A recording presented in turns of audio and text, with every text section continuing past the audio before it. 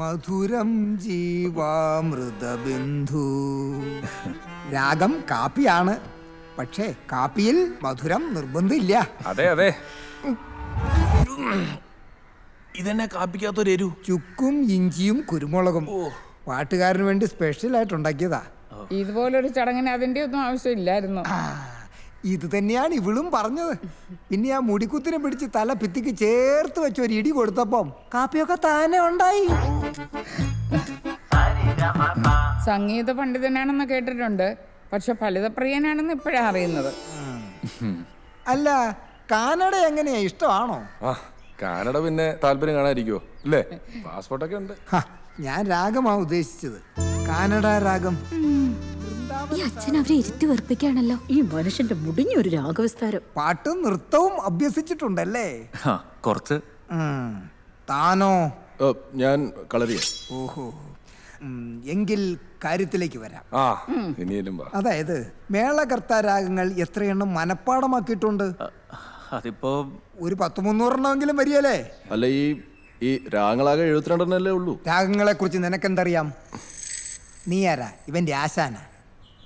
എടാ ചെറുക്ക, ഇവനെ പടിയടച്ച് പിണ്ടം വെച്ചാലേ ഒരു പാട്ടുകാരൻ എന്നുള്ള നിലയ്ക്ക് നിനക്ക് രക്ഷപ്പെടാൻ പറ്റുള്ളൂ. എടാ ഒന്ന് അടങ്ങ്. അമ്മായി ഇറങ്ങാം. ഇരിക്കേ, ഞാൻ പെട്ടിയെടുക്കാം. അമ്മ, അച്ഛനെ നിർബന്ധിച്ച് മരുന്ന് കഴിപ്പിച്ചില്ലെങ്കിൽ ഞങ്ങൾ ഇവിടെ നിന്ന് പോത്തേ ഉള്ളൂ.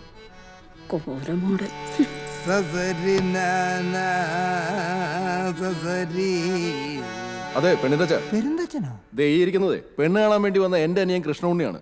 അല്ലാതെ നവരാത്രി സംഗീതോത്സവത്തിൽ പാട്ട് പാടാൻ വന്ന ചെമ്പൈസ്വാമി അല്ല. മനസ്സിലായ പെണ്ണിന്തച്ചന്? അതായത് ശരിയാൻ പോകുന്നില്ല. എടീക്ക്, ഈ കല്യാണം അങ്ങനെ നടന്ന നീ പാടി തൊണ്ട പൊട്ടി ചാവും. മംഗളം പാടിയിട്ട് ഇറങ്ങിയാ പോരെ? എന്തു പറയുന്നു? അമ്മായി, ഒരു കാര്യം ഞാൻ പറഞ്ഞേക്കാം. ഇനി കുടുംബക്കാരെ പറ്റിയൊക്കെ നല്ലോണം തിരക്കിയിട്ട് മതി ഇറങ്ങി പുറപ്പെടാൻ. അമ്മേ, അവരൊക്കെ ദാങ്ങ എത്തിയല്ലോ. എന്റെ ഭഗവതി, ഇതെങ്കിലും ഇഷ്ടപ്പെട്ടാ മതിയായിരുന്നു.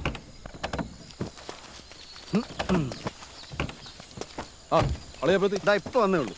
അതെ പോരാ. കുഞ്ഞലിയോ, പെങ്കൊച്ചെങ്ങനെ ഉറപ്പിക്കാവോ? ആണോ? എന്താ എടുത്തി? എന്താ വല്ലാതിരിക്കുന്നേ? ഇഷ്ടമായില്ലേ? ഒരാവതുണ്ടായിട്ടല്ല ഞാൻ ഇതിനൊക്കെ ഇറങ്ങി നടക്കുന്നത്. നല്ലൊരു പെങ്കൊച്ചിനെ കൈപിടിച്ച് ഏൽപ്പിക്കാൻ പറ്റിയ അതൊരു പുണ്യപ്രവൃത്തി ആവുമല്ലോ എന്നും കരുതിയ. അല്ലമ്മായി, ഒരു മുഴുപ്രാന്തന്റെ മോളെയാണോ ഇവനെ കൊണ്ട് കെട്ടിക്കേണ്ടത്? ഇതൊക്കെ നേരത്തെ അറിയണമെങ്കിൽ ഞാൻ നിന്നെയൊക്കെ കെട്ടിയിരുന്നല്ലോ, അങ്ങോട്ട് കൊണ്ടുപോകായിരുന്നോടാ. അയ്യോ, അപ്പൊ ശരിക്കും ഭ്രാന്തനായിരുന്നോ? ശരിക്കും ഭ്രാന്തനാണോ ഡ്യൂപ്ലിക്കേറ്റ് ഭ്രാന്തനാണോ എന്നൊന്നും എനിക്കറിയത്തില്ല. സംഗീതത്തിൽ ഏതാണ്ട് സംശയമൊക്കെ ഇവനോട് ചോദിച്ചു. കാനഡ എന്നോ അമേരിക്ക എന്നോ. ചിരിച്ചോ, ഒരബദ്ധമൊക്കെ ആർക്കും പറ്റും. പക്ഷെ ഇവന്റെ കല്യാണം അത് ഞാനേ നടത്തും. ഇവനെ ഭാവിയിലെ യേശുദാസ.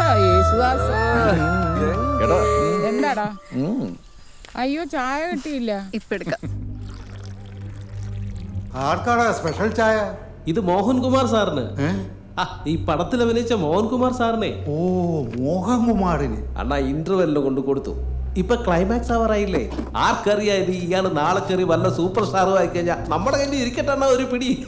നീ എന്താടാ പറഞ്ഞത്? നാളെ ആയെങ്കിലോ ഒന്നു? എടാ, അയാള് സ്റ്റാർ ആയിരുന്നടാ. എണ്ണം പറഞ്ഞ 10-28 പടങ്ങളില് അയാള് ഹീറോ ആയിരുന്നു. പക്ഷേ മോഹൻലാലും മമ്മൂട്ടിയൊക്കെ വന്ന് കളം തൂത്തുവാരിയതോടുകൂടി വാഷ് ഔട്ടായി പോയ നടന്മാരിൽ ഇയാളും ഉൾപ്പെടും. ബെസ്റ്റ്. ഇപ്പോ 10-30 വർഷമായിട്ട് ഒരു സിനിമയിലോ സീരിയലിലോ ഒന്നും ഇയാളെ കണ്ടിട്ടില്ല. ഇങ്ങനെയും കുറെ നടന്മാരുണ്ട്.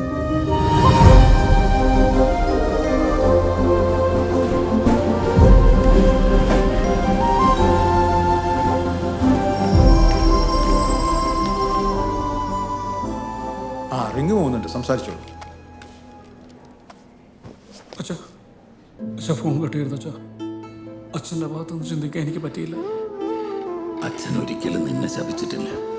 എനിക്കിതുവരെ മനസ്സിലാക്കാൻ കഴിഞ്ഞിട്ടില്ലാത്ത എന്തോ ഒരു വലിയ നിവൃത്തികേട് കൊണ്ടാണ് നീ എന്നെ വേണ്ടെന്ന് വെച്ചതെന്ന് ഞാൻ വിചാരിക്കുന്നു. പടം കൊള്ളാം, പക്ഷേ ഈ സിനിമയില് സാറിന് ചെയ്യാൻ മാത്രം വലിയ റോളൊന്നുമില്ലല്ലോ.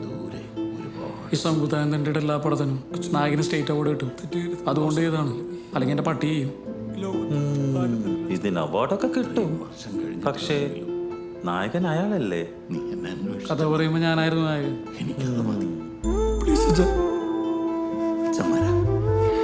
നിന്റെ മോക്ക് ഇപ്പൊ എത്ര വയസ്സായി?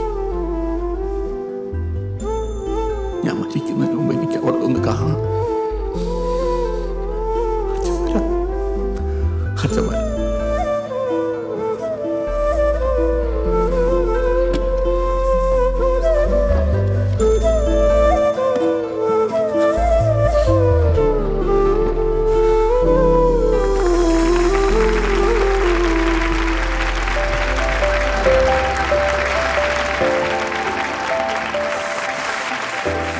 മാരിവില്ലായി വന്നു മാഞ്ഞു പോയ താരാകാശം തേനിലാവായി ഇന്നും കാത്തിരുന്നെന്നോ പാരിജാതം മെല്ലെ മേഘരാവിൽ പൂക്കും പോലെ പോയ കാലം വീണ്ടും പാട്ടുമൂളുന്നോ നില പുലരിയിൽ കിണകളികയിൽ നിരാടും മേഘപ്പറവകൾ കിണ ചിറകുമായൊരേ വഴികളിൽ പറന്നോ മായാ നിറങ്ങളാ. ഹലോ ഹലോ മിസ്റ്റർ മോഹൻകുമാർ അല്ലേ? യെസ്. ഇത് വിദ്യാഭ്യാസ വകുപ്പ് മന്ത്രി VK നന്ദകുമാർ സാറിന്റെ ഓഫീസിൽ നിന്നാണ്. മിനിസ്റ്റർക്ക് ഒന്ന് സംസാരിക്കണം. അയ്യോ കൊടുത്താട്ടെ. ഞാൻ കണക്ട് ചെയ്യാം. Minister. Hello mister Mohan. Hello sir. Cinema ഇന്നലെ തിരുവനന്തപുരത്ത് വെച്ച് കാണാനിടയായി. നല്ലൊരു സന്ദേശം ഉണ്ടായിരുന്നു കേട്ടോ. പിന്നെ മോഹന്റെ അഭിനയം ഗംഭീരമായിരുന്നു. Thank you sir. പിന്നെ മോഹൻ, സർ, ഈ വർഷത്തെ സ്റ്റേറ്റ് അവാർഡുകൾ പ്രഖ്യാപിക്കുമ്പോ മോഹന്റെ പേരും അതിലുണ്ടാകുമെന്ന് ഞാൻ പ്രത്യാശിക്കുന്നു. Thank you sir. Okay. Okay sir. അടിപൊളി. വേനലേതോ ഹിമമാരിയായി മേടമഞ്ഞിൽ അലിയുന്നുവോ കാറ്റിലാടും തളിരാമ്പലിൻ കാതിലാരോ മൊഴിയുന്നുവോ നിലാവിൻ തൂവൽ മനസ്സിന്റെ ഇടവഴിയിൽ കിനാവായി മെല്ലെ മഴമണി കസവുകളൊന്നു വന്നുവോ. മിസ്റ്റർ മോഹൻകുമാർ നമസ്കാരം. ഈ കാറിൽ പോവാം സാർ.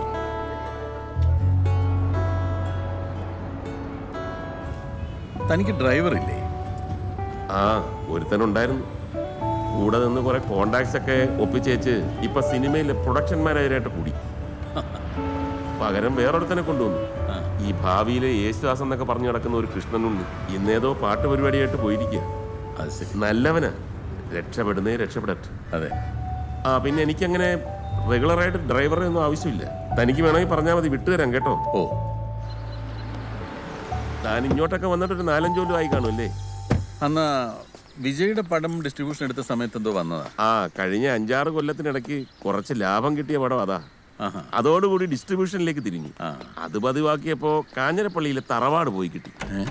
ആ, വൈഫ് ഡോക്ടർ ആയതുകൊണ്ടും അവളുടെ വീട്ടിൽ നിന്നുള്ള സപ്പോർട്ട് ഉള്ളതുകൊണ്ടും താമസിക്കുന്ന ഫ്ലാറ്റ് നഷ്ടപ്പെട്ടിട്ടില്ല. 1 വർഷമായി ഈ കെട്ടിടത്തിന്റെ വാടക പോലും കൊടുത്തിട്ട്. അല്പം മനുഷ്യപ്പറ്റുള്ള ഒരു സിനിമാ പ്രേമിയാണ് ഇതിന്റെ ഓണർ. താൻ പിന്നെ ഭാഗ്യവാന്. പ്രൊഡക്ഷനിലോട്ടൊന്നും ഇറങ്ങാതെ കിട്ടിയ കാശ് മുഴുവൻ ബാങ്കിലിട്ട് തരക്കേടില്ലാതെ ജീവിച്ചു പോകുന്നുണ്ടല്ലോ. ഒരു കാലത്ത് ഞാൻ ദൂരത്തടിച്ചിട്ടില്ല. ഉള്ളതുകൊണ്ടൊക്കെ സന്തോഷമായിട്ട് അങ്ങ് പോകും. പിന്നെ ചില്ലറ ബിസിനസ്സൊക്കെ പൊട്ടിയത് തനിക്കറിയാമല്ലോ. ചില്ലറയല്ലേ പൊട്ടിയുള്ളൂ. നമ്മളെ പോലെ തറവാടൊന്നും കൊണ്ട് കളഞ്ഞില്ലല്ലോ. ഒരു ചായ എടുക്കട്ടെ? കട്ടനേ ഉള്ളൂ. ശരി. ആ, ഈ സാമ്പത്തിക ഭദ്രത വലിയൊരു സമാധാനമാണ് മോഹൻ. ആ, നേരത്തെ എത്തിയല്ലോ. വാ, മനസ്സിലായോ? അരുൺ രാജീവ് ചെയ്ത 2 പടവും 100 ഡേയ്സ് അടിച്ച സംവിധായകന്. അറിയാം. ഒരു ഗംഭീര സ്ക്രിപ്റ്റ് കയ്യിലുണ്ട്. ട്രെയിനിൽ വെച്ച് പരിചയപ്പെട്ടപ്പം എന്നോടൊരു ത്രെഡ് പറഞ്ഞു. ഇനി വേറൊരുത്തനോട് മിണ്ടിപ്പോകരുത്, എത്രയും പെട്ടെന്ന് സ്ക്രിപ്റ്റ് ആക്കാൻ പറഞ്ഞിട്ട് ഞാൻ കയറി അങ്ങ് വട്ടം പിടിച്ചു. ഒരു ചായ ആകാല്ലേ? സർ, സിനിമ ഞാൻ കണ്ടിരുന്നു. ഗംഭീര പെർഫോമൻസ് ആയിരുന്നു. സാറിന് എന്തായാലും ഒരു അവാർഡുണ്ട്, ഐ ആം ഷുവർ. വിളിക്കുന്നവരെല്ലാം ഇത് തന്നെയാ പറയുന്നല്ലേ, ദൈവം വലിയവനാണ്. കാത്തിരുന്നാണേലും ഇങ്ങനെ ഒരു ക്യാരക്ടർ കിട്ടാനും അത് തന്നെ കൊണ്ട് പൊലിപ്പിക്കാനും കഴിഞ്ഞില്ല.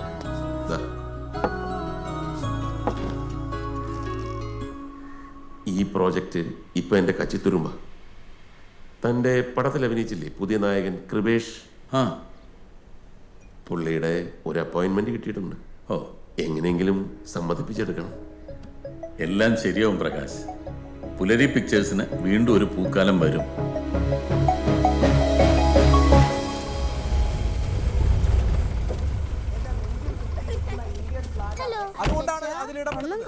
കൊണ്ടുവന്നില്ലേ? ഞാനൊന്നും കൊണ്ടുവന്നില്ല, കൊച്ചച്ഛൻ കൊണ്ടുവന്നിട്ടുണ്ടേ. Very bad. ആ നിങ്ങൾ പറഞ്ഞേപ്പിച്ച മുഴുവൻ കൊണ്ടുവന്നിട്ടുണ്ട്. ദാ, വാ. എന്താ അഭിലാഷേ കൊടുക്കണ്ട പൊന്നെ അഭിലാഷേ. ആ വെറും 30 സെക്കൻഡ് അല്ലേ, കൊടുക്കണ്ട അഭിലാഷേ. ഇന്നത്തെ കുളിക്കാൻ ചൂടുവെള്ളം. എന്റെ അഭിലാഷത്തിന് കൊടുക്കുന്നേ.